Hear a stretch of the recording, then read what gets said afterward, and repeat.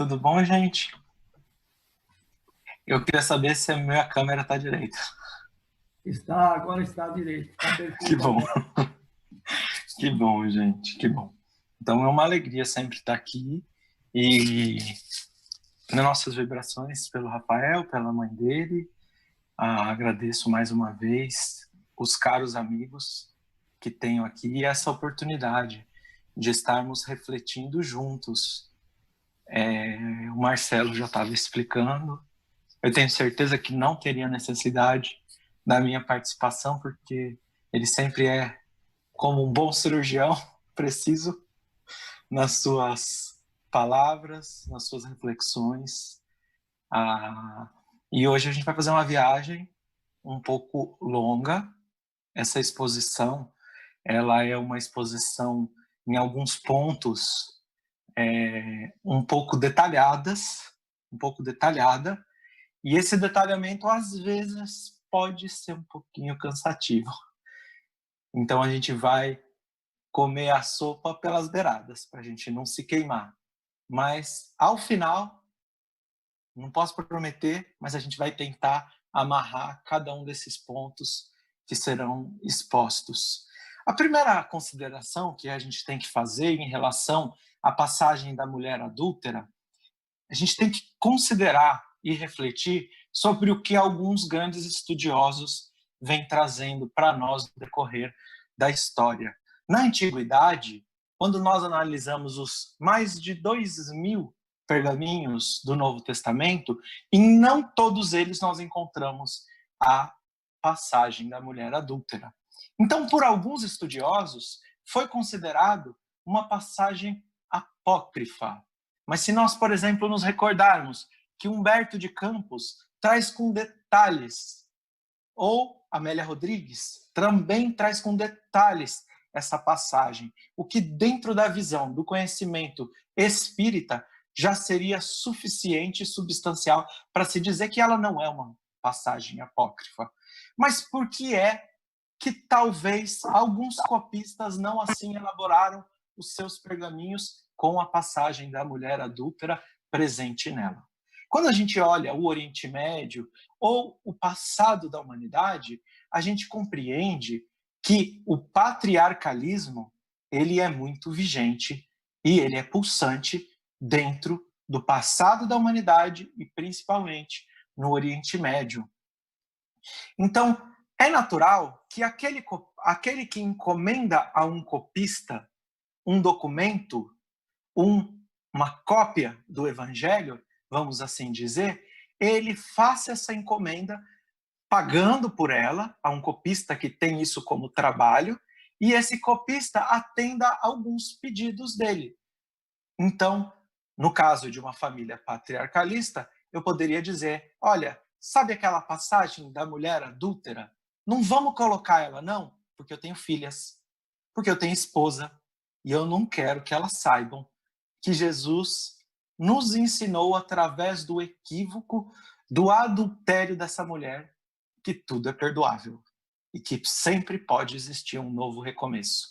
Então a gente parte desse princípio que, se nós analisarmos o texto em si, nós veremos que tanto o contexto, a passagem, os ensinamentos e as palavras, elas estão em plena concordância com todo o Evangelho.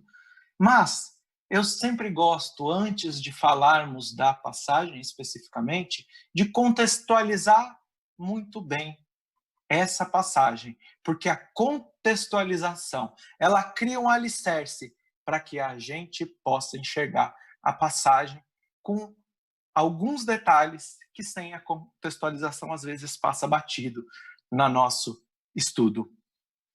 Então, em algumas passagens do Evangelho, essa contextualização ela se torna um pouco difícil, porque o Evangelho ele não está escrito de maneira cronológica. Então, a gente precisa de buscar 2, 3, 4 passagens que estão, às vezes, completamente fora de ordem.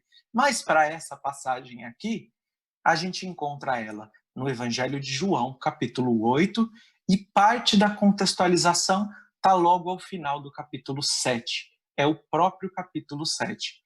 Então, a gente vai falar sobre alguns importantes versículos do capítulo 7 para entender o capítulo 8. Então, vamos lá. No capítulo 7, versículo 8, 9 e 10, está escrito assim: vocês vão à festa. Eu ainda não subirei a essa festa, porque para mim ainda não chegou o tempo apropriado. Jesus está dizendo isso. Tendo dito isso, permaneceu na Galileia. Contudo, depois que os seus irmãos subiram para a festa, ele também subiu, não abertamente, mas em segredo. Então, a gente vai começar a contextualização por aqui. Primeira pergunta: que festa é essa? O que comemora nessa festa? Quais são os princípios? Segunda pergunta: por que Jesus não quis subir publicamente? Que tempo é esse que ainda não chegou? Terceira pergunta: Jesus tinha irmãos? Porque está escrito aqui, ó. Contudo, depois que os seus irmãos subiram, ele também subiu. Então, vamos compreender que dentro do Império Romano, o jugo à região e ao povo de Israel, nós encontramos aqui uma proibição da livre circulação para aqueles que não são cidadãos romanos. Ou seja, se eu tenho a cidadania romana, como Paulo tinha, e ele herdou isso de seu pai, ele podia saracotear, subir, descer, ir para Roma, circular por todo o Império Romano. Mas Jesus era cidadão romano? Não. Ele podia sair da Galileia se não fosse em uma das 3 principais festas, que em hebraico chamam-se Shalosh Regalim, as 3 grandes festas.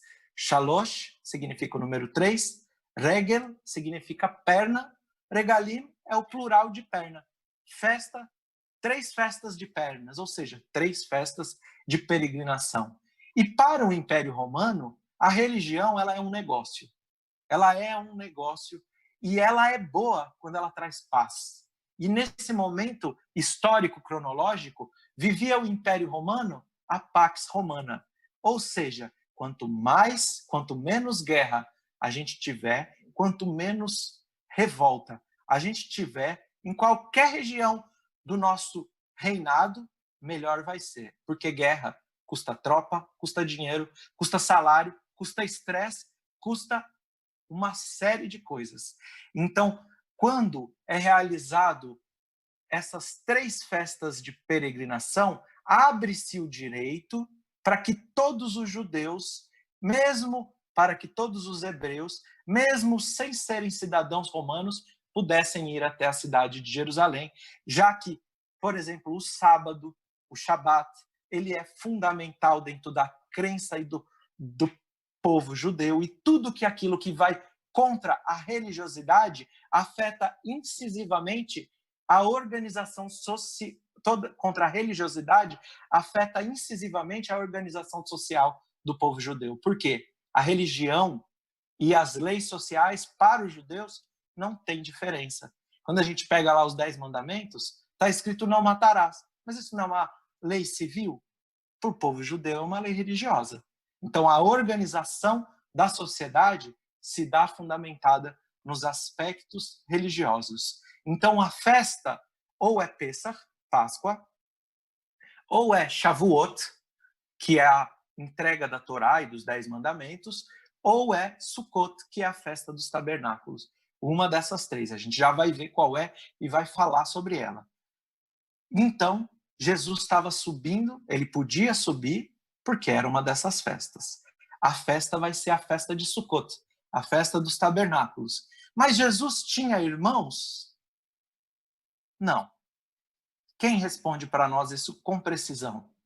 Humberto de Campos, na psicografia de Francisco Cândido Xavier, lá no livro Boa Nova, capítulo 5, vai nos dizer: eram eles homens mais humildes e simples do lago de Genezaré. Pedro, André e Filipe eram filhos de Betsaida. Betsaida é uma cidade, uma aldeia, de onde vinham Tiago maior e João, descendentes de Zebedeu. Levi, que é Mateus, e Tadeu e Tiago menor, filhos de Alfeu e sua esposa Cleófas, que era parenta, tudo que a gente não sabe exatamente o que é, a gente fala que é primo. Então, para a gente, hoje ia ser parenta aqui, Humberto de Campos está falando primo para nós. Então, é primo, porque a gente não sabe exatamente o que é parente. É que nem eu e o seu Carlos, a gente descobriu outro dia que a gente tem um possível parentesco. Então, eu não sei o que é meu primo lá bem distante. Parenta de Maria, às vezes chamados irmãos do Senhor, em vista das suas profundas afinidades afetivas. Então, Jesus não tinha irmão, mas na convivência íntima, se a gente olhar hoje, o Estado de Israel como em si, ou o povo judeu, a gente vai ver que todo mundo é primo. Agora, imagina antigamente que as aldeias, Kfar Naum, por exemplo, Kfar Naum, significa Kfar, aldeia de Naum. É uma aldeia, não é nenhuma cidade. Nazaré é uma cidadezinha desse tamanho, até hoje é pequena. Então, imagina no tempo de Jesus, todo mundo era primo, todo mundo casava com conhecido, todo mundo tinha que ser apresentado por alguém. A gente não tinha Facebook, Instagram para paquerar pela internet, que nem hoje em dia. Então, todo mundo era primo, todo mundo era parente. Então, é esse o contexto que está sendo trazido por Humberto de Campos. Mas por que Jesus não quis subir para Jerusalém? Que momento é esse que ele diz que ainda não chegou? Então, para a gente entender isso, a gente precisa de fazer um questionamento. Será que Jesus foi o único indicado e intitulado Messias ao seu tempo? Não. Tiveram 2? Não. 3? Não. 4? Não. Muitos. E a gente vai entender qual é a diferença e como nasce esse movimento e o que impulsiona tudo isso. Então, no ano 167 antes de Cristo, Alexandre o Magno tem o seu império dividido em 2 grandes impérios. Um desse vai ser o Império Seleucida. E quem vai estar à frente dele é Antíoco Epífanes. Epífanes é aquele que se auto-intitula Deus. E quando você quer ser considerado Deus, você tem que entender que você tem que estar acima de todos, inclusive de todas as religiões. Então, ele estava na Síria, com suas tropas na Síria, ele invade toda a terra de Israel e ele começa a impor a helenização da cultura hebraica. O que é helenização? Helena, em grego, significa Grécia. Então, ele está inserindo a cultura grega ao povo de Israel. Ele começa a fazer isso de maneira muito forte. Então, ele proíbe a circuncisão, ele proíbe cumprimento do Shabat, ele manda queimar todos os pergaminhos da Torá e ele manda construir uma estátua de Zeus dentro do templo de Jerusalém. O povo judeu se revolta. Aqueles que eram sacerdotes, eles fogem, eles vão embora do templo de Jerusalém. Aqueles que eram descendentes direto de Arão. Arão era irmão de Moisés. Eram sacerdotes desde a época de Moisés. Eles vão fugir. E o povo judeu vai começar a se rebelar. Fala, peraí, como que eu não posso continuar o pacto milenar que Abraão começou a circuncisão? Peraí, como que eu não posso cumprir o sábado se esses são pilares da fé judaica? Então, nasce um movimento apocalíptico que tem como ansiedade o fim dos tempos, não no sentido da destruição da terra, mas no sentido de que o bem passe a ser superior a governar o mal e que, entre aspas, o livre-arbítrio seja diminuído. O que é isso que está sendo esperado, senão a transição planetária de mundo de provas e expiações para um mundo de regeneração? O que a gente está vivendo hoje. Então, esse movimento ele começa a ficar muito forte. E dentro da constituição da fé, Emmanuel vai contar para nós lá no capítulo 7 do livro A Caminho da Luz, que todas as vezes que o povo judeu era atacado, ele se fechava e se fortalecia em sua fé. E vai dizer o Espírito Mardoqueu para nós lá na Revista Espírita, que por estar segurando a luz da primeira revelação, que é um frontispício de luz para a humanidade, o povo judeu era atacado por todos os povos ao seu redor. Mas quanto mais ele era atacado, mais aquela fé se tornava viva. E aí a gente entende um versículo lá do Evangelho: toda cidade que ela é edificada no alto de uma montanha, quanto mais ela é atacada, mais visível ela se faz. Quanto mais a verdade e a fé raciocinada, verdadeira, ela recebe ataque, mais ela se demonstra. Através do quê? Através daqueles que se tornam mártires e que recebem por esse espírito mardoqueu o título de mártires esquecidos da humanidade, os mártires da primeira revelação.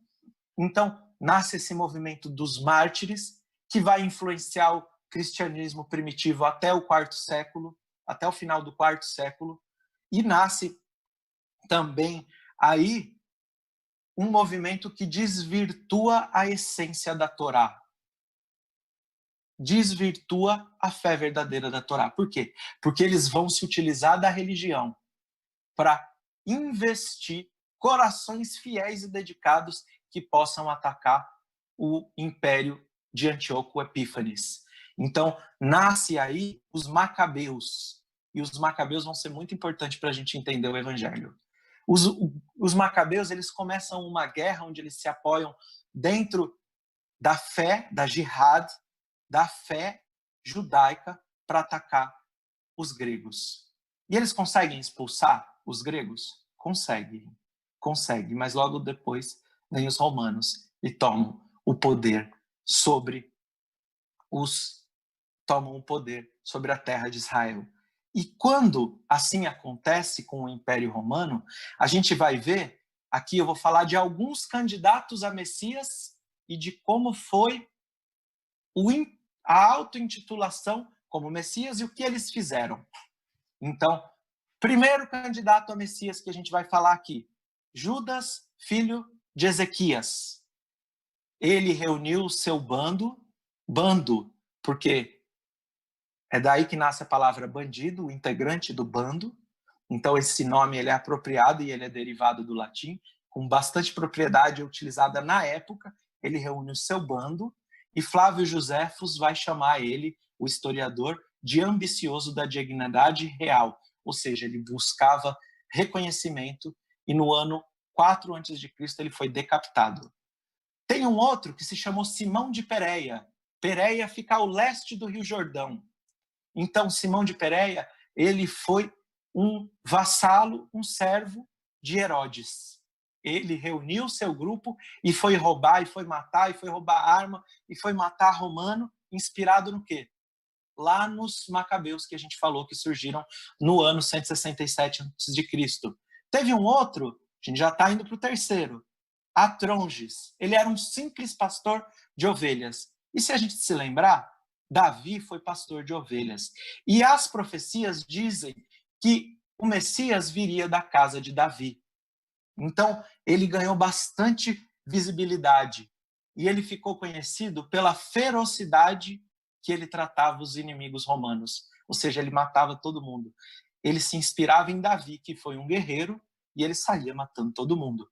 Vai ter outro que se chamou Judas Galileu, que ele é citado por Gamaliel no capítulo 5 do livro Atos dos Apóstolos, versículo 38 e 39. Se a gente se lembrar, Gamaliel, quando ele está diante a discussão do Sinédrio sobre o que seria feito com todos aqueles cristãos ou com todos aqueles integrantes da Casa do Caminho que estavam presos, Gamaliel chega a eles e diz: olha, se a obra deles for dos homens, ela vai ter um fim, como teve de todos os outros que se intitularam Messias, todos os outros movimentos messiânicos.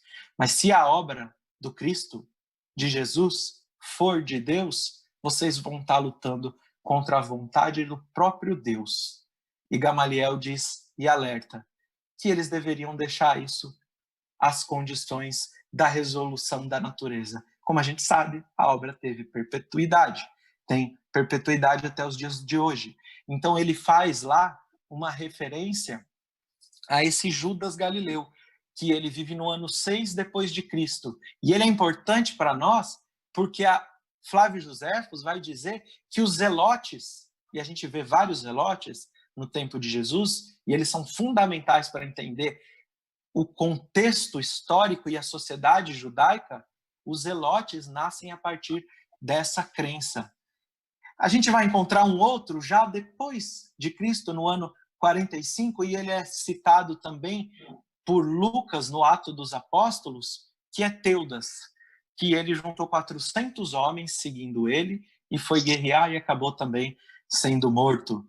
E se a gente se lembrar, quem esteve no seminário sobre as 10 pragas do Egito, a gente fala lá no livro Há 2000 anos que Emmanuel cita Simão Bar Dioras. Simão Bar Dioras, filho de Dioras, ele estava junto com André de Dioras, que foi o responsável pelo sequestro do filho do senador Públio Lentulus. Vai dizer que eles chegaram a ter um exército com 15 mil homens. Todos esses se intitularam Messias. E todos eles foram mortos. E por que todos aqueles que se intitulavam Messias eram mortos? Existe uma diferença fundamental que Gamaliel já trouxe para nós. Se essa obra vier de Deus, ela vai ter perpetuidade, ela vai continuar, senão ela vai desaparecer. Todos esses visavam impor um reinado para o povo de Israel através da guerra, através da guerra santa, através de estimular a violência. Jesus falava sobre a paz e o amor aos inimigos.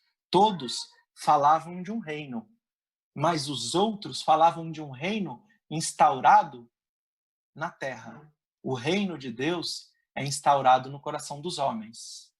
Mas falar em um reino, quando o único imperador e o único reinado tem que ser o imperador romano e o império romano, já é uma atitude suspeita. E você movimentar um contexto onde você se intitula o Messias, e o caso de Jesus, ele completa, ele alcança todas as profecias realizadas no último milênio, há mais de 500 anos ao seu tempo. Ele alcança todas as profecias e você movimenta multidões ao seu redor, é no mínimo suspeito. Então Jesus, obviamente, sabia, pela altitude do seu espírito, pela altura desse espírito, que ele seria crucificado. Mas, historicamente e contextualmente, dentro da sociedade, a gente pode compreender, sim, que Jesus está falando: eu ainda não chegou o meu tempo, porque ele estava já sendo perseguido pelos romanos e pelos escribas, pelos saduceus. Por quê? Arquelau, como ele, filho de Herodes o Grande, quando ele não consegue manter todas essas movimentos nascentes revolucionários dentro da Galileia, a maior parte desses movimentos que a gente citou, eles nascem na Galileia. Como ele não consegue controlar o povo, ele é destituído. Como que se destitui alguém em Roma? Corta o pescoço. Então Arquelau perdeu o seu reinado porque ele não conseguiu governar e manter a paz. Então, todas as vezes ele pedia auxílio das tropas romanas para acabar com esses grupos. Se nascesse um novo grupo, tivesse um movimento, e esse com multidões muito maiores, que também falavam de um reino que não foi compreendido, que é um reino espiritual. Quando, por exemplo, Davi, no seu Salmo 145, escreve: Malhut Terra, Malhut Kolelamim. O reino, o teu reino, reino de Deus, é o reino não desse mundo, mas Olamim, mundos no plural. Ou seja, a casa de meu pai tem muitas moradas, são muitos mundos. É um reino atemporal, eterno, que não simplesmente engloba o espaço físico da Terra, mas é o reino de Deus. Então, como Arquelau não conseguiu conter esses movimentos, ele é morto, ele é destituído. E se, por exemplo, nesse momento, não conseguisse manter esse movimento, o que aconteceria? Bom, os romanos cobrariam de Herodes, cobrariam igualmente de Pôncio Pilatos, eles cobrariam dos saduceus.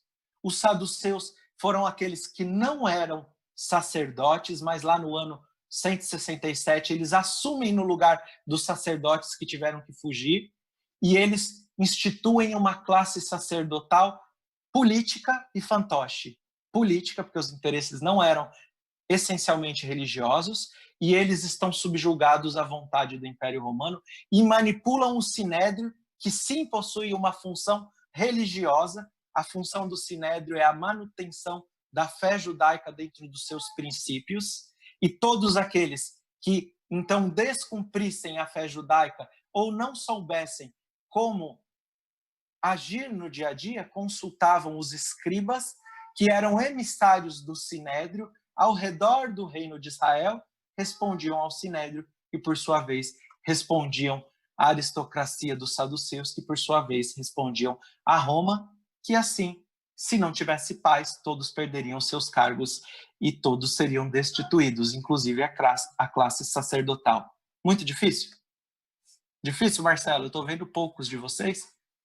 Difícil ou não? Deu para entender? Deu para entender. É complexo, mas se a gente quer entender a fundo a passagem, a gente precisa de deixar de ter preguiça e estudar. A gente tem que estudar de verdade. Não que eu faça assim, mas eu estou querendo fazer um dia. Então, que festa é essa? Festa dos tabernáculos. O que comemora ela e por que isso vai ser um agravante na passagem da mulher adúltera? A festa dos tabernáculos, ela é uma festa onde se comemora a providência divina nos 40 anos de peregrinação no deserto. Então, se a gente for nessa festa que é comemorada até hoje pelos judeus, eu comemorei muitos anos na minha casa, ou em Israel, a gente vai ver que todos os judeus, ou a maior parte, os observantes da lei, vão construir tendas e alguns vão dormir, outros vão fazer alimentação, em memória às tendas que foram armadas no deserto e Deus que cuidou com a sua providência divina de todos os judeus, de todo o povo hebreu naqueles dias. Mas como mais a gente comemora? É só construir tenda? Não.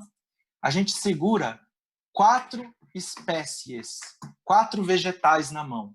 Então um deles chama-se etrog, é cidra. O que representa o etrog? A cidra, a gente vai segurar as 4 espécies juntas assim na mão. Vamos explicar uma por uma. A cidra, ela tem cheiro e tem aroma. Ela significa, ela representa, tem o simbolismo do judeu que estuda e cumpre a lei. Mas a gente vai ter o lulav, ela é uma folha de palmeira. Ela tem sabor, mas ela não tem aroma. É aquele judeu, ou aquele homem que pratica, mas não estuda. Então, o primeiro, vamos trazer para o espiritismo, é aquele que frequenta a casa espírita, estuda, tem lá uma referência a esse no Salmo 1 de Davi, ele estuda e pratica, e ele trabalha alto, reforma íntima, ele trabalha nos trabalhos sociais, ele procura ser uma pessoa melhor. O segundo, ele pratica, eu faço tudo que o Marcelo me fala, eu faço tudo que o seu Carlos me fala, mas eu não sei direito o que eu estou fazendo porque eu não tenho tempo de estudar. O terceiro, Adassim, que é murta em português, ele tem aroma, mas ele não tem sabor. É aquele que estuda, eu vou no centro, participo de todos, vou na missa, vou no pastor, participo de todos os estudos, mas eu não faço nada. Eu continuo a mesma pessoa. E o 4, aravot, ele não tem sabor, não tem cheiro. É aquela pessoa da nossa sociedade que não estuda, não pratica e não está nem aí para nada. Então nós temos até hoje esses 4 tipos, essas 4 espécies humanas, que aqui são representadas por 4 vegetais que se segura na mão. Jesus com certeza segurou isso na mão ao seu tempo, porque aqui a gente vai ver na passagem que ele frequentava o templo. Então, o que se faz com esses 4? Qual é a grande lição? Que todos são segurados juntos, demonstrando a união a benevolência, a indulgência que nós devemos ter um para com os outros, independente qual desses 4 nós sejamos. A gente não está falando de 4 espécies que servem para apontar os outros, mas serve para medir as nossas atitudes. E independente se eu sou assim, o Marcelo é diferente, o seu Carlos é diferente, todos nós temos que estar unidos. Então segura-se as 4 espécies juntas e faz-se 3 vezes para frente, 3 vezes para trás, 3 vezes para a direita, esquerda, para cima e para baixo. Porque Deus está em todos os lugares. Somos todos filhos do mesmo Criador. Então Deus está nos 4 lados, norte, sul, leste e oeste, nos céus e na terra. É isso que quer dizer para nós. Mas pode nascer um vegetal se não tiver chuva? Não. Então essa festa também está correlacionada às bênçãos das águas. Se a gente olhar ao tempo de Jesus, o que era dado ao templo de Jerusalém, o que era pago em imposto e o que eu tinha que usar das minhas sementes para replantar o meu campo, em uma boa safra era 50%. Em uma safra ruim, talvez eu ficasse com 15% e passasse fome. Então, tem uma correlação com as bênçãos das águas. E então tinha uma cerimônia que ia-se até o poço de Siloé, na cidade de Davi, pegava-se a água e carregava ela até o templo de Jerusalém. Porque da mesma forma que as 4 espécies não nascem sem água, espiritualmente, nós não vivemos sem as bênçãos de Deus. Então, Jesus tinha um movimento messiânico, vinha cumprindo, realizando curas, uma atrás da outra, e cumprindo as profecias? Sim. Ele chega lá em Jerusalém, quando ele já estava sendo perseguido, e o capítulo 7 vai dizer para nós que ele não andava na Judéia porque ele já era perseguido pelos fariseus e escribas. Então a gente tem certeza que ele já era perseguido e ele já tinha realizado várias curas no Shabat. Então ele trouxe um desconforto político, religioso, porque ele buscava a essência da religião, a essência da servidão do Espírito e não as relações exteriores. Então Jesus estava nessa situação e ele chega nesse momento onde todos estão vibrando e pedindo que as bênçãos sejam boas para que o povo não passe fome. E ele vai dizer: quem crer em mim, como diz a Escritura, do seu interior fluirão rios de água viva. Mateus 7,38. Ou seja, ele vai falar: olha, essa religiosidade vazia que vocês estão vivendo, cheia de rituais, ela se dá pelos caminhos que eu vim exemplificar para a humanidade. E aqueles que me seguirem, em uma referência ao capítulo 12 de Isaías, do seu interior fluirão rios de água viva. E isso ele fala aos judeus nesse momento, mas lá na passagem da mulher samaritana, ele leva aos não-judeus.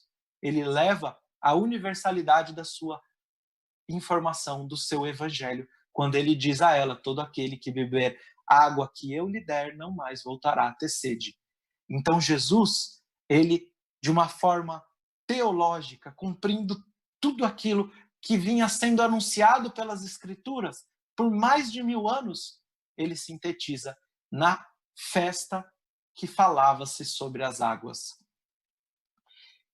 Só que naquela noite, nas noites, são 7 dias de festa, dessa festa, ligavam-se muitas lamparinas e muitas luzes por toda Jerusalém. Se a gente saísse para caminhar 3 horas da manhã, Jerusalém ia estar clara como meio-dia. Cheia de lamparina, cheia de luz, de tocha, de vela. A vela era diferente, não é que nem essa que a gente conhece, a vela de azeite. Estava totalmente clara.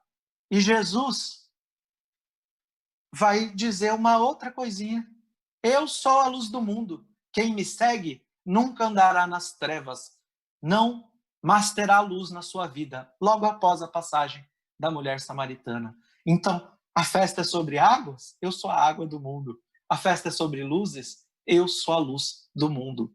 Então, olha aqui como Jesus desafia toda essa estrutura política que foi montada e que tem um contexto de 2 séculos.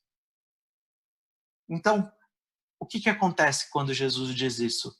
Vai dizer para nós, o mesmo capítulo 7, que os sumos sacerdotes e os fariseus, eles mandam servidores do templo para prender Jesus. Então Jesus se intitula o Messias mediante a multidão. Ele não subiu com todos, porque ele sabia que ele estava sendo esperado, mas ele sabiamente cumpre todas as escrituras e toma a posição que era esperada pelo templo de Jerusalém. Qual? A prisão dele. Quando vão prender Jesus, ele diz, olha, eu não vou ficar aqui muito tempo, porque eu não sou daqui, da onde eu vim vocês não vão. Todo mundo fica com cara de ué na hora de prender ele, e olha e fala, o que ele está falando? Será que ele vai para a Grécia? Será que ele vai para Roma? Será que ele vai pregar em outro lugar? Ninguém entende o sentido espiritual das palavras dele, e a autoridade moral e as multidões que o acompanhavam não permitiram que ele fosse preso. Os policiais do templo, vamos assim dizer, policiais, os guardas do templo, eles voltam para os saduceus e falam, olha, a gente não conseguiu prender Jesus. Mas por quê? Porque a multidão está com ele, as multidões estão com ele. E eles gritam nesse momento, mas essa multidão, estes são ignorantes, eles devem ser, xingam, de uma forma intelectual, porque são todos intelectuais e religiosos, entre aspas. Então eles xingam nesse sentido. Então, esse é o contexto da passagem da mulher adúltera. Agora a gente pode começar ela, porque se a gente não tivesse falado tudo isso, a gente não entendia o primeiro versículo. Por quê? Jesus, depois que quase é preso, é dito a ele, porém, Jesus foi ao Monte das Oliveiras, depois de tentar ser preso. Era noite, ele vai para o Monte das Oliveiras, ele passa lá o dia. E pela manhã cedo, passa lá a noite, ele voltou ao templo. Peraí, tentaram prender Jesus no templo de Jerusalém, eles sabiam que ele ia voltar. Será que no dia seguinte não iriam tentar prender de novo? Sim, iriam. E é por isso que está explícito aqui que Jesus voltou ao templo. Ele voltou sabendo que ia ter algo pior esperando por ele. E o algo pior é a passagem da mulher adúltera. Porque aqui, ao invés de mandar força física, eles desafiam moral e intelectualmente Jesus, com a passagem da mulher adúltera. Esse é o contexto que a gente está entrando. Então, voltou para o templo, e todo o povo vinha com ele, assentando os ensinava. Sentar-se para ensinar é a posição dos grandes mestres da Torá, dos grandes rabinos. Ah, mas Jesus era rabino? A gente não fala de vez em quando na prece, Rabi da Galileia? Rabi é o quê? Rabino, mestre. Então, o mestre dos mestres, ele se senta e toma posição de um grande erudito da Torá para ensinar, porque Isaías vai dizer para nós que o Messias só não apenas vai trazer a escatologia prevista no Evangelho, a vitória do bem sobre o mal, ele não vai só apenas trazer isso, mas ele vai ser um grande educador de multidões. Por isso, ele fala aqui para as multidões assentando-se. E os escribas e fariseus trouxeram uma mulher apanhada em adultério. Então, e pondo-a no meio, vamos parar aqui. Por que está escrito escribas e fariseus? Se todo escriba é fariseu. Mas todo escriba é fariseu?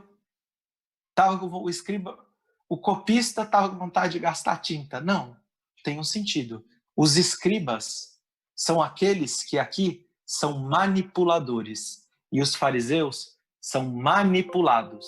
Por que os escribas são manipuladores?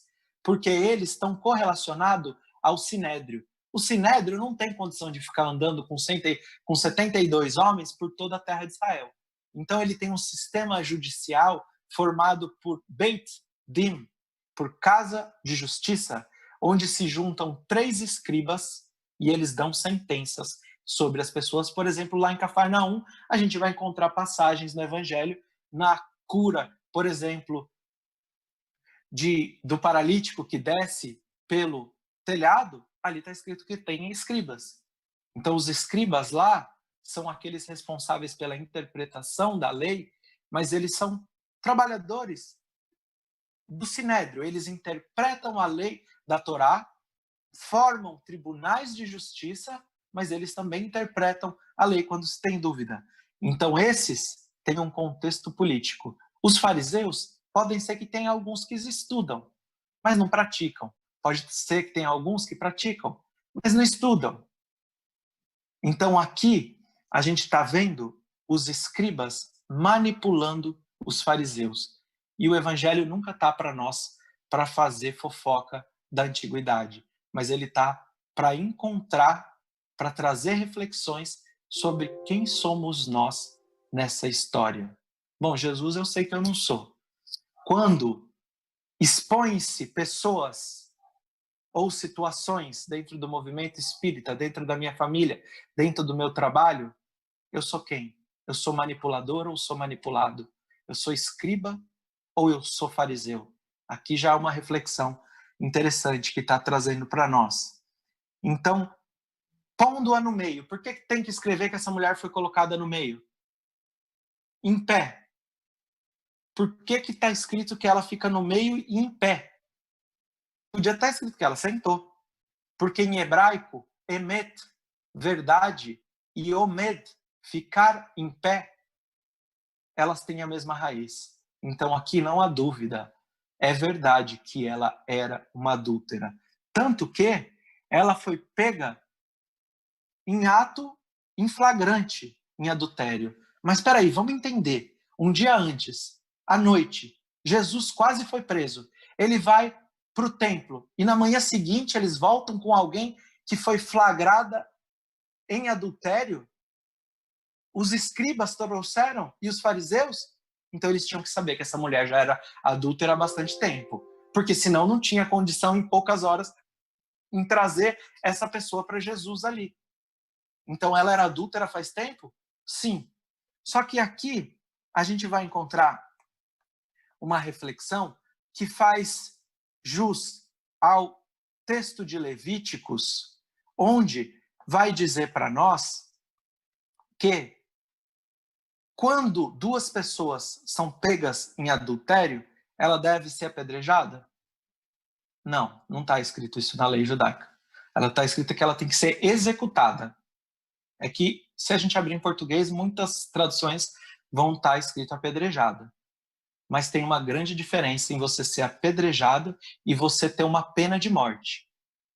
Marcelo, a gente tem pena de morte no judaísmo? No espiritismo?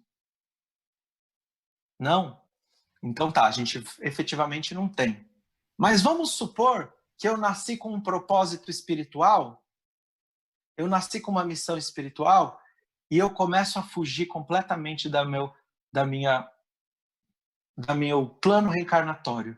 Mas eu começo a fugir tanto, eu começo a alcançar tantos débitos, mais tantos débitos, mais tantos débitos na minha vida, e eu começo a fazer tanto mal para as pessoas ao meu redor, para mim e em todas as posições, eu me perco tanto nas minhas paixões, que diz a doutrina que você pode ter a sua vida abreviada porque os seus débitos se tornaram grandes demais e comprometem a sua encarnação ao ponto dela ser abreviada? Pode. Está na doutrina espírita.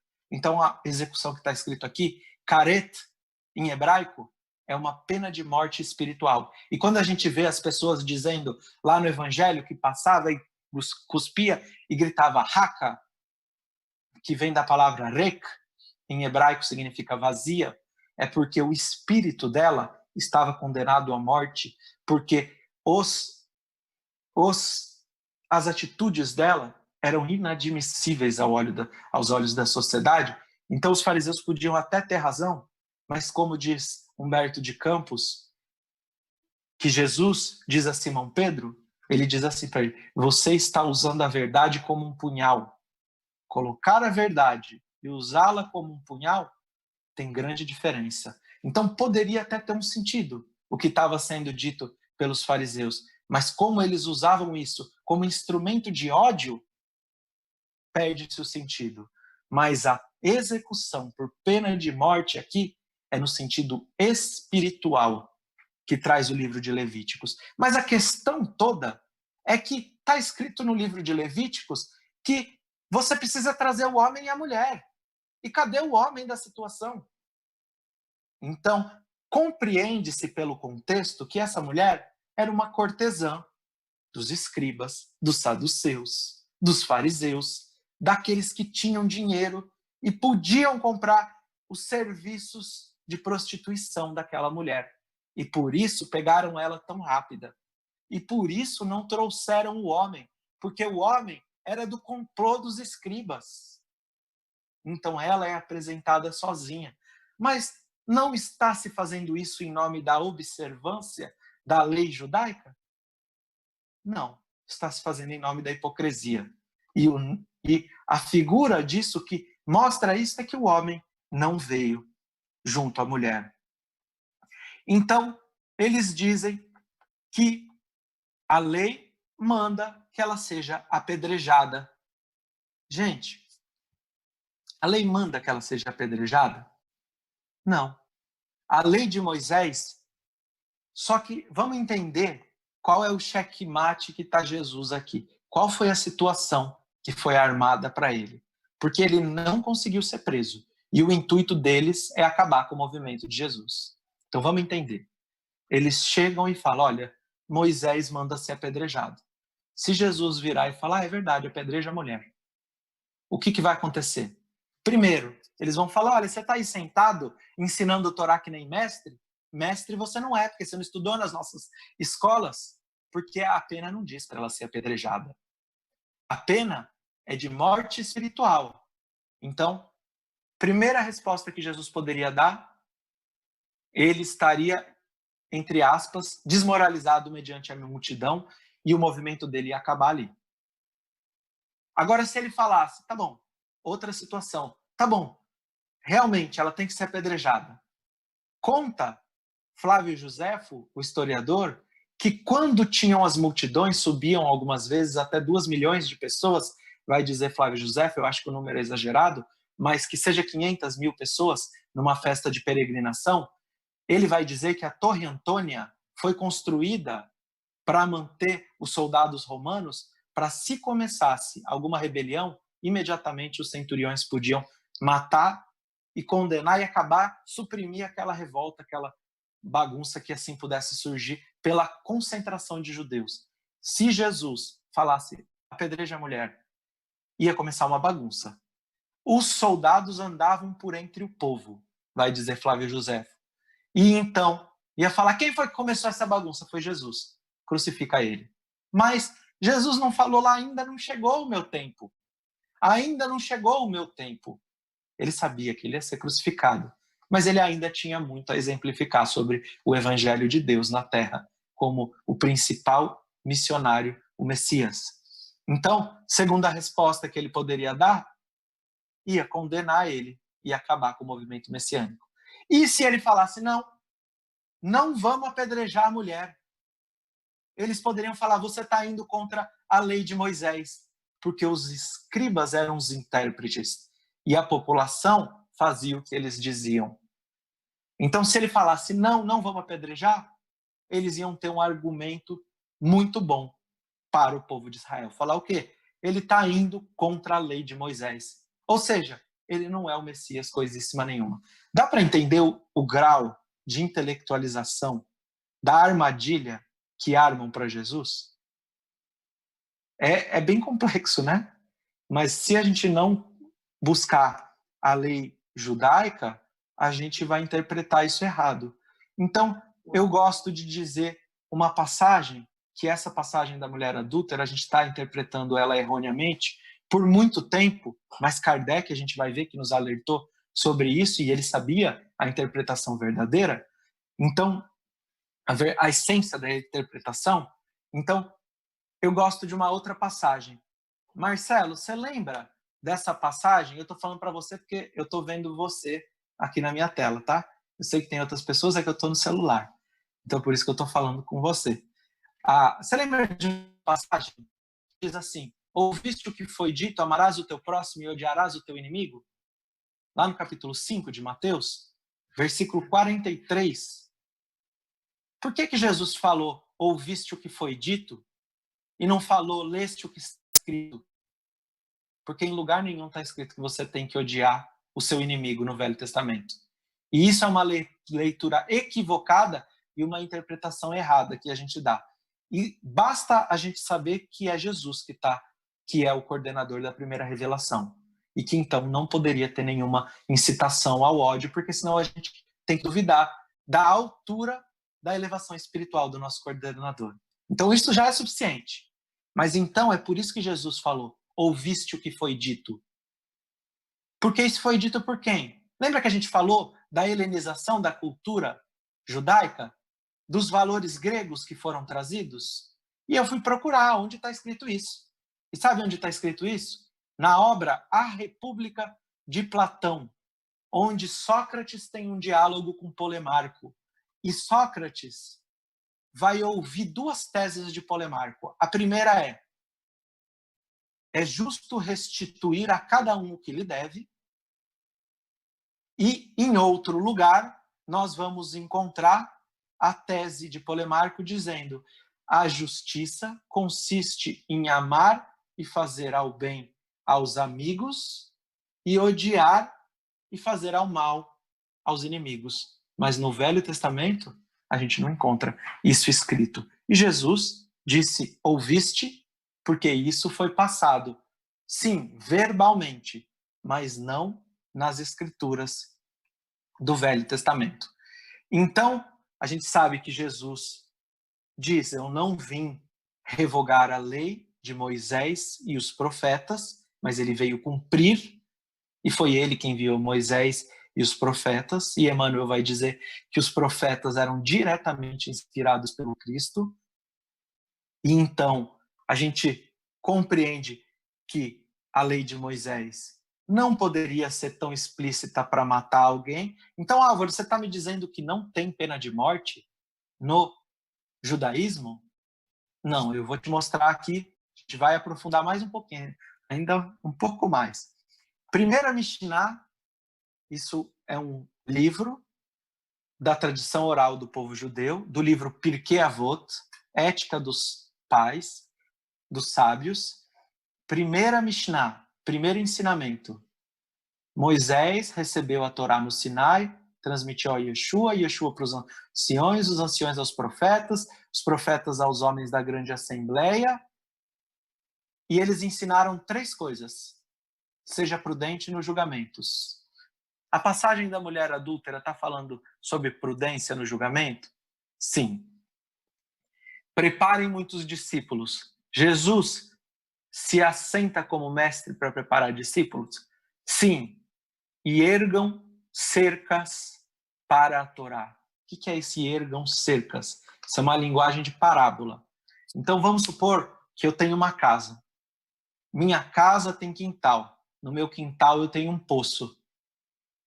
O Marcelo é meu vizinho. O cachorro dele sai correndo de manhã. Marcelo, vou ter que te usar de exemplo aqui nesse... Desculpa, Marcelo. Vou ter que te usar em uma situação aqui não muito agradável. Você sai de noite para buscar o seu cachorro, a sua ovelha, qualquer coisa, e você cai dentro do poço no quintal da minha casa. Você morre no poço do quintal da minha casa.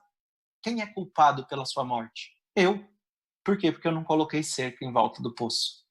Então, colocar cerca em volta da Torá, numa linguagem metafórica, é que aquelas transgressões, que são as transgressões mais delicadas ou as mais graves da Torá, institui-se pena de morte ao seu redor. Então, a gente institui 3 tipos de pena de morte que tem o judaísmo. Qual? A pena de morte por apedrejamento, enforcamento e metal quente colocado na garganta. Como é a pena de morte por apedrejamento? Você sobe em uma altura de 10 amot, um lugar de 4, 5, 6 metros, joga a pessoa em cima de uma pedra. Quem empurra é a testemunha de que ela transgrediu. Se ela não morreu, aí se joga pedra. Então, o livro de Levíticos, quando diz jogue pedra, ela não está no plural, ela está no singular. Por isso não é jogar um monte de pedra na pessoa. Enforcamento não é como a gente conhece. Coloca um animal de cada lado puxando. E chumbo quente derruma chumbo quente. Mas a lei é feita para condenar alguém? Não. Ela é feita para ser cerca ao redor da transgressão. Então, se a pessoa cometeu uma transgressão, por exemplo, adultério, ela é condenada, notificada a primeira vez. Ela tem que voltar para a casa dela e cometer de novo e ser pega em flagrante de novo. Ela tem que ser condenada a segunda vez. E se tiver uma única pessoa com um argumento bom, ela é inocentada. Depois que ela foi condenada a segunda vez, ela tem que ser pega a terceira vez. Se ela foi pega a terceira vez em adultério ou em outra transgressão, profanação do Shabat, ou qualquer outra transgressão, idolatria, qualquer outra transgressão desse nível, aí a pessoa vai ser presa. E aí ela vai permanecer um longo período de tempo presa para ela refletir. E se em qualquer momento ela dizer, olha, eu me arrependi, ela não pode ser morta. Tanto que o Talmud vem dizer para nós que um único tribunal, um único sinédrio, que condenasse em 70 anos uma única pessoa à morte, toda a geração e todos os seus integrantes seriam considerados sanguinários e teriam sangue em sua mão. A pena de morte, ela é instituída para que não se cometa nenhum tipo de transgressão, mas ela não é feita para matar ninguém. E a gente vai encontrar lá em Atos dos Apóstolos, quando Paulo está narrando sobre como ele foi cruel, como ele foi vaidoso, como ele foi orgulhoso, como ele tratou a lei judaica e a primeira revelação, ele vai dizer assim, que recebendo a autorização dos principais sacerdotes, ou dos principais saduceus, encerrei muitos santos nas prisões, quando os matava, está traduzido, eu dava o meu voto contra eles. Essa palavra aqui, eu dava o meu voto contra eles, no grego, ela é catéforo, significa eu jogava uma pequena pedrinha. Que pedrinha é essa? Os tribunais da antiguidade, inclusive o Sinédrio, tinham uma espécie de cesto onde aqueles que votavam, os juízes, eles jogavam uma pedrinha branca ou uma pedrinha preta. Branca para absolver, preta para condenar. Então, quando Jesus diz, aquele que não pecou, atire a primeira pedra, ele não está falando para jogar uma pedra na mulher. Ele está falando, condene a mulher e julgue a sua atitude. E é interessante que o texto vai dizer para nós que saem primeiro os mais velhos e depois os mais novos. Por que sai primeiro os mais velhos e depois os mais novos? Primeiro, dentro da tradição do povo judeu, existe um respeito ao mais experiente, ao mais velho. Então, os mais novos, em primeiro lugar, ficaram besta com a atitude de Jesus, porque não tinha resposta que ele pudesse dar oralmente, verbalmente, não tinha forma de responder essa charada intelectual criada pelos escribas e fariseus. Mas quando ele fala, leva essa reflexão às pessoas, fica todo mundo com cara de, e agora? Então os mais velhos, que entendem primeiro e sentem a autoridade moral de Jesus, essas pessoas saem primeiro e os mais novos, seguindo o que eles fizeram, mesmo dizendo o texto que não entenderam na hora, talvez, o que Jesus quis dizer, eles vão seguindo os mais velhos. E é interessante que o texto diz para nós que Jesus, quando a mulher é apresentada, escrevia com o dedo na areia, deixando uma lição, segundo Emmanuel, que não cabe a nenhum de nós julgar, porque como ele mesmo vai dizer, todos nós somos devedores, perante a lei divina, mas a terra, ela escreve em si, no seu psiquismo e na nossa consciência, todos os atos individuais. E vai chegar o dia que a gente vai querer a paz com a nossa consciência. Mas não basta isso.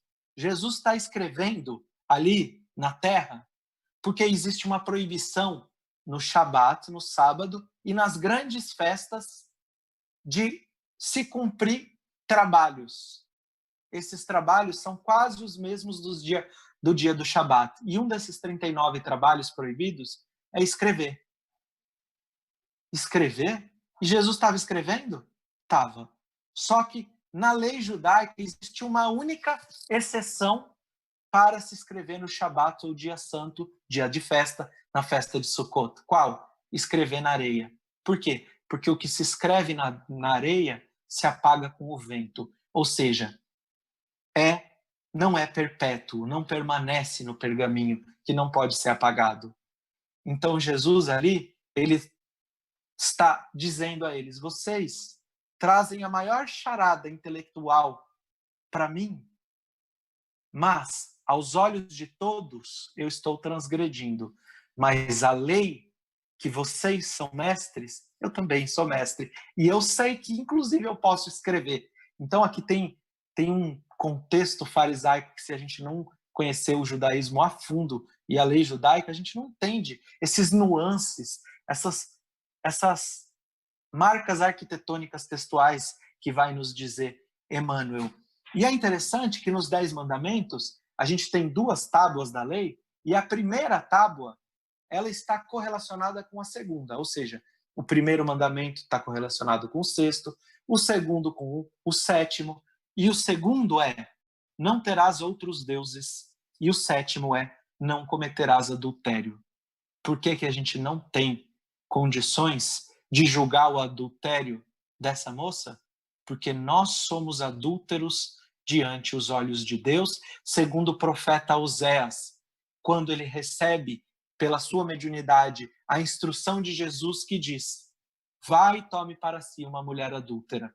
E ele fala: mas uma mulher adúltera eu vou ter? Ele falou: mas eu tenho o povo judeu com a primeira revelação, e eles me traem a todos os instantes, são infiéis comigo a todos os instantes. Eu vou dizer mais, no meu caso, cada um faça a sua reflexão.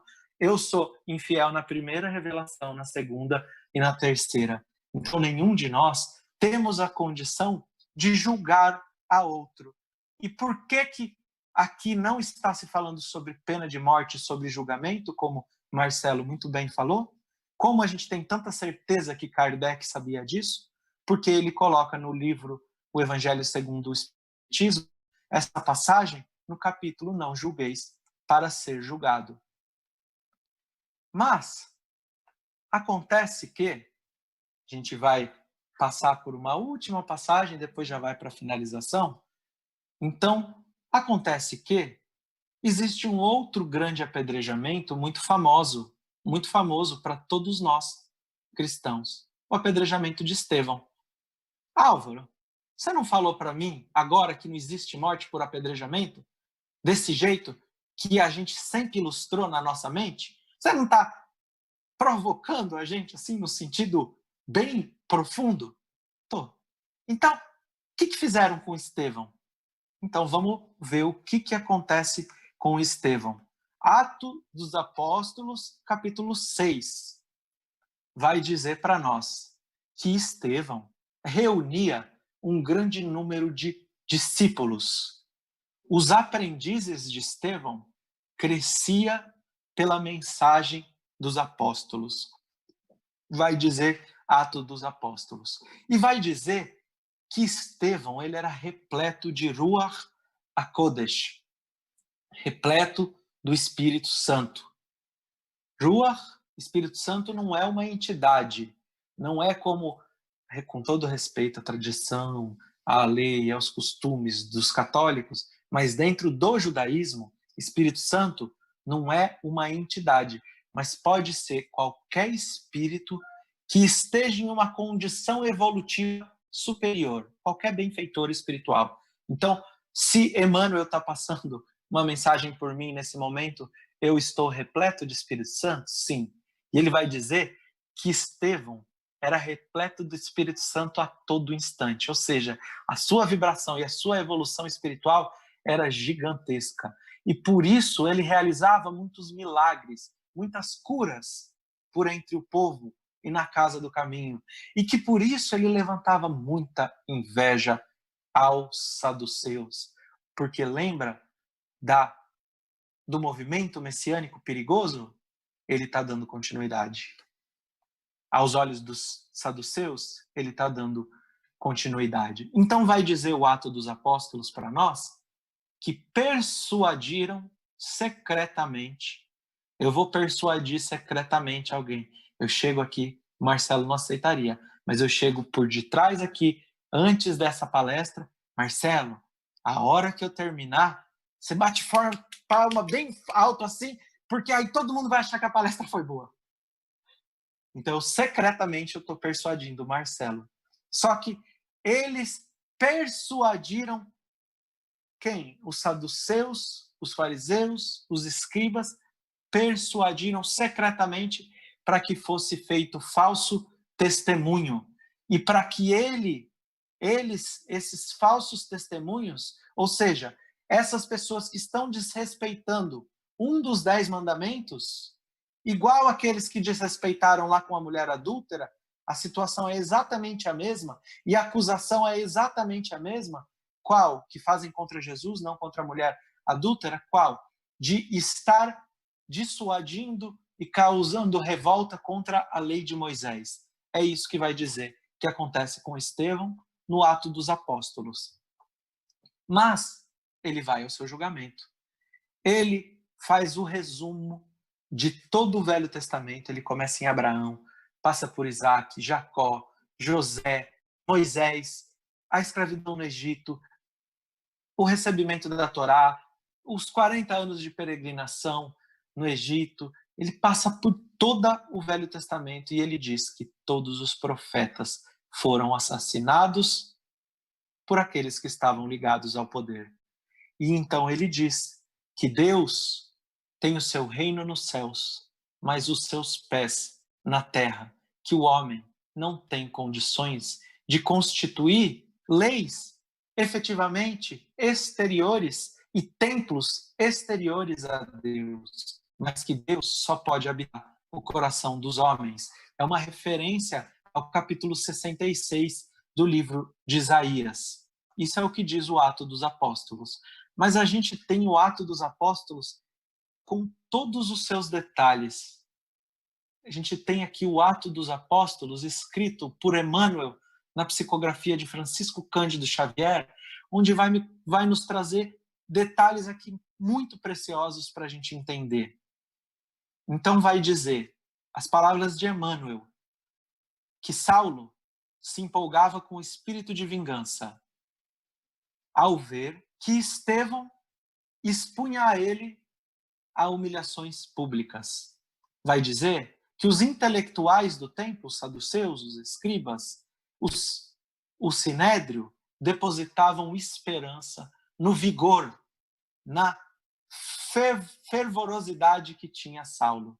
Vai dizer que Saulo, essas são as palavras de Emmanuel, porque eu jamais falaria assim de Saulo, tinha a sua vaidade ferida, o seu orgulho racial e o seu instinto de domínio, e ele odiava Estevão, odiava o crucificado, odiava Jesus, porque ele via Estevão como um perigo, um inimigo, e ele via o mundo como um campo de batalha que cabia a ele combater com a lei de Deus. Saulo era perturbado, vai dizer Emmanuel, pelos seus próprios sentimentos enérgicos e impulsivos.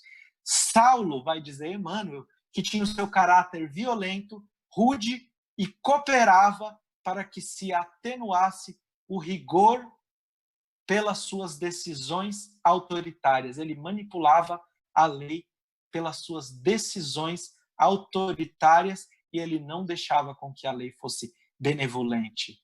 Então Saulo lançou muitas pedras de julgamento a muitos seguidores de Jesus e muitos integrantes da Casa do Caminho.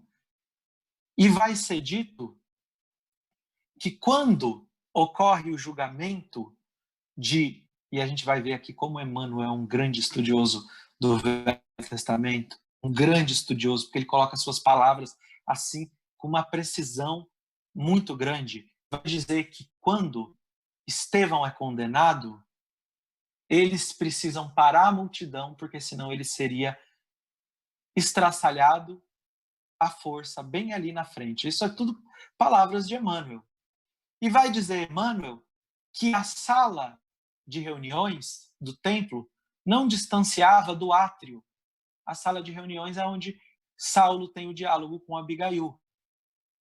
E no átrio do templo foi aonde ocorria, Emmanuel, com todo o seu respeito à primeira revelação, ele vai dizer a reunião macabra. Então, o que estava passando ali não era uma reunião e uma decisão judaica. Não segue a lei judaica, mas segue a um ritual macabro, apenas a alguns metros do altar do holocausto. E vai dizer Emmanuel, a gente vai entender, e depois finalizar, após entender essa passagem, vai dizer Emmanuel que as pedras foram jogadas do jeitinho que eu falei que não existe na lei judaica, pelos representantes das diversas sinagogas da cidade. E vai dizer Emmanuel que Saulo guardava nas suas mãos, de maneira pragmática, mantos brilhantes enfeitados de púrpura e linho. Então, o que significa tudo isso aqui que Emmanuel falou? Ele está fazendo uma referência ao Talmud, a lei judaica, onde o Talmud, no Maseret Sanhedrin, se alguém quiser estudar futuramente isso, esse é o nome do Maseret, do Tratado Talmúdico, Tratado do Sinédrio, na página 42b. Emmanuel vai respondendo aqui a lei judaica, tintim por tintim, mostrando como Saulo desrespeita, e não só Saulo, todos os saduceus ali presentes, todos os escribas e todos os representantes da sinagoga. Por que vão os representantes da sinagoga jogar pedras em Saulo? Lembra que eu falei que na lei judaica a testemunha tem que ir lá empurrar a pessoa para ser apedrejada? Então, quem foram aqueles que fizeram falso testemunho, que nos diz o Ato dos Apóstolos? Foram os representantes dessas sinagogas. Por isso, eles vão jogar as pedras. O texto está dizendo para nós que isso é um complô de falsas testemunhas e eles vão jogar as pedras. Por que está escrito que Saulo segura de maneira pragmática, pragmática é de acordo com a tradição, ou seja, de acordo com a lei, um manto de púrpura? Por que está escrito isso? Enquanto ele está morrendo, o que tem a ver segurar um manto? Será que Emmanuel quis aqui falar, estou sem fazer nada, vou escrever umas 3 palavras a mais aqui no Paulo Estevão, ele quer dizer alguma coisa para a gente? Não, quer dizer alguma coisa.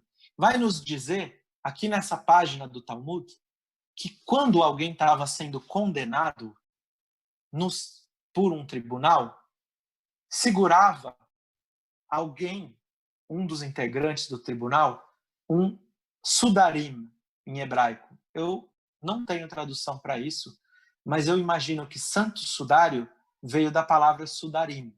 Mas é um manto que se cobre a cabeça. É um manto. Segurava, então, esse integrante do tribunal, o manto. E a distância de um cavalo, lá em meio à população, a distância onde se via, o mais distante que podia estar alguém que fosse visto montado em um cavalo, ficava lá longeão. Quando a pessoa era condenada, levantava então esse sudário, esse manto. E aquele homem de cavalo ouvia da população se tinha alguém ali a dizer algo para aquele homem, para aquela vítima ser absolvido. Se tivesse, e provavelmente teria, imagina um homem ao nível de Estevão, se toda a casa do caminho e todos os apóstolos não estavam prontos para dar a informação necessária para salvar ele a todo custo, ele ia correndo a cavalo e falava, olha, peraí, alguém falou que esse homem não é tão mal assim, que ele fez o bem em tal situação, e defendia. Então, o julgamento se reiniciava. Já que a proposta da pena de morte, no judaísmo, não é condenar ninguém, mas é levar aquele espírito ao arrependimento, é levar ele à reflexão dos seus atos. E por que Emmanuel vai dizer que o apedrejamento quase acontece ali no mesmo local e ele morre bem pertinho aqui do altar onde eram colocados os sacrifícios? Porque aqui no Talmud vai dizer que quem é condenado tem que ser arrastado para fora da cidade. E se a gente se lembrar da parábola dos vinhateiros homicidas, quando Jesus está falando que ele vai ser condenado, ele é arrastado, o filho do dono da vinha é arrastado para fora da vinha. Por que tem que ser arrastado para bem longe, fora da cidade? Por duas razões, vai dizer o Talmud. Primeira, porque no meio desse caminho pode aparecer muitas testemunhas a favor dele, e isso é bem provável que aconteça. Então, quanto mais longe ele fosse levado, melhor, porque a proposta não é apedrejar, não é matar. Segundo, porque de uma forma, como Estevão diz, muito imaginária, Deus estaria presente dentro do Templo de Jerusalém, mas ele deixa claro que não está. Mas deveria estar disposto no altar dos sacrifícios. Deus deveria estar sempre ali no altar dos sacrifícios. E vai dizer o Talmud que você nunca pode matar alguém ou condenar alguém na presença dele. Então, o que Emmanuel está dizendo?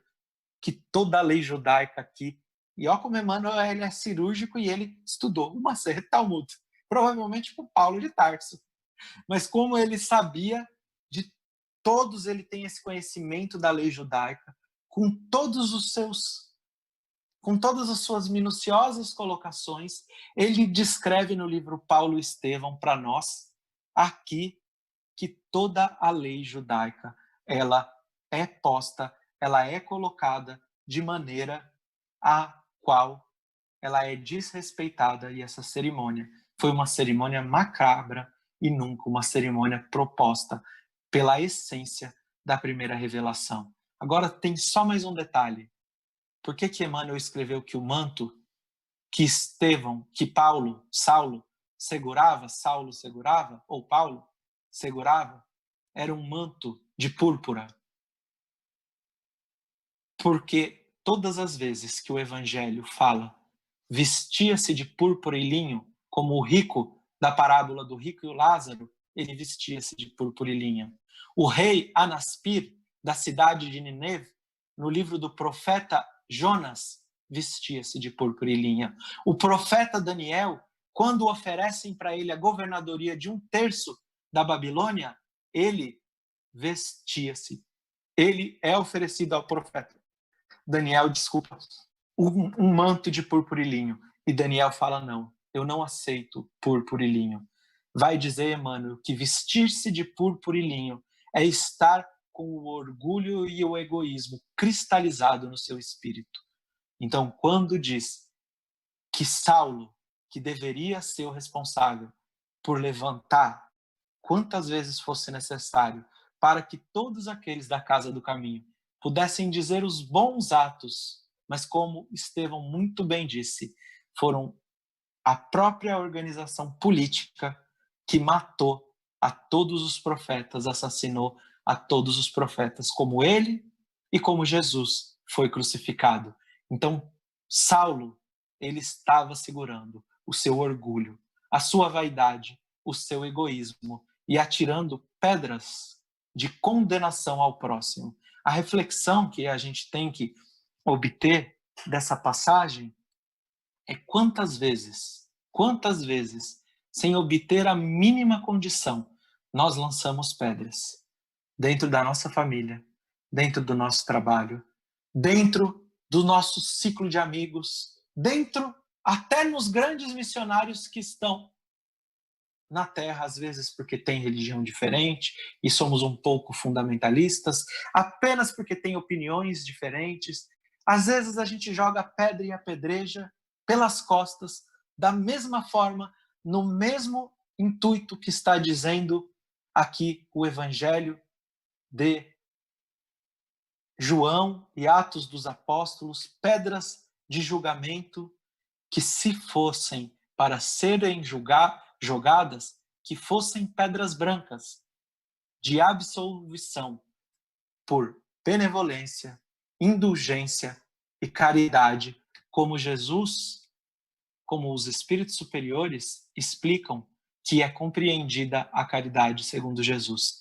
Então essa passagem ela tem uma série de reflexões para a gente pensar e entender que a primeira revelação ela nunca condenou ninguém à morte, mas nós, ou eu digo por mim, que estava lá, talvez usei dela por estar vestido em purpurilinho de egoísmo, vaidade e orgulho, manipulei talvez as leis para condenar aqueles que estavam contra os meus interesses.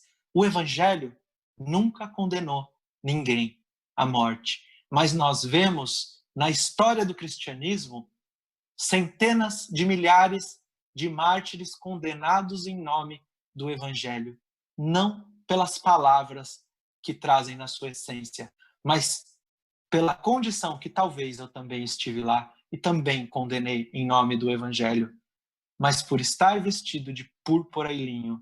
Então o convite que é feito pela misericórdia divina, que nos dá a doutrina dos Espíritos, é que sejamos misericordiosos, estejamos atentos a todos os julgamentos, a todos os apedrejamentos que nós realizamos, às vezes, inclusive, em nome da pureza doutrinária, em nome do próprio Kardec ou dos espíritos superiores, mas é porque nós queremos sempre terceirizar a culpa, porque estamos vestidos de púrpura e linho, de egoísmo, vaidade e orgulho.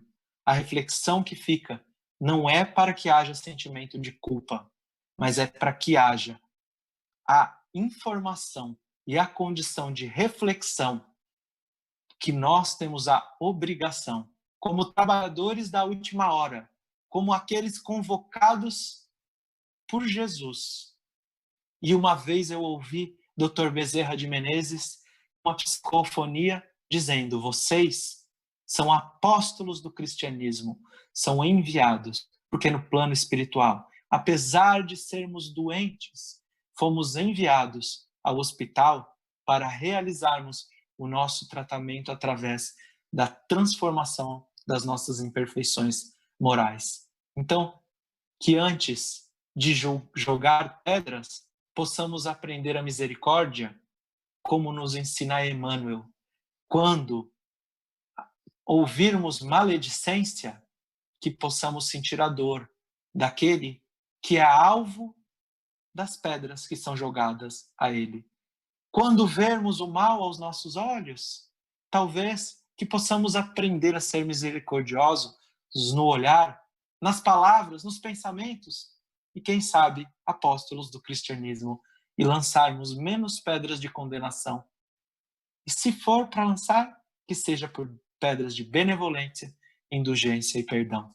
Então essa é a reflexão sobre a mulher adúltera. Se tiver alguém acordado aí, a gente encerra e faz prece. Não, tem muita coisa ainda para ver, Álvaro. Eu vou pedir para o doutor Marcelo fazer o agradecimento em nome do Recanto da